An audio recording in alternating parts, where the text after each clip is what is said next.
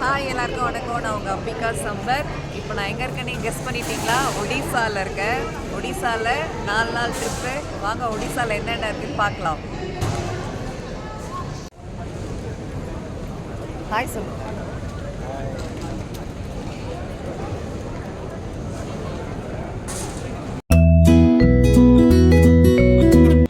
இப்போ நான் ஒடிசாவில் பிஜு பட்நாயக் இன்டர்நேஷ்னல் ஏர்போர்ட்டில் இருக்கேன். பாருங்கள், எனக்கு பின்னாடி தெரியுதுல்ல, இதான் பிஜு பட்நாயக் இன்டர்நேஷ்னல் ஏர்போர்ட்.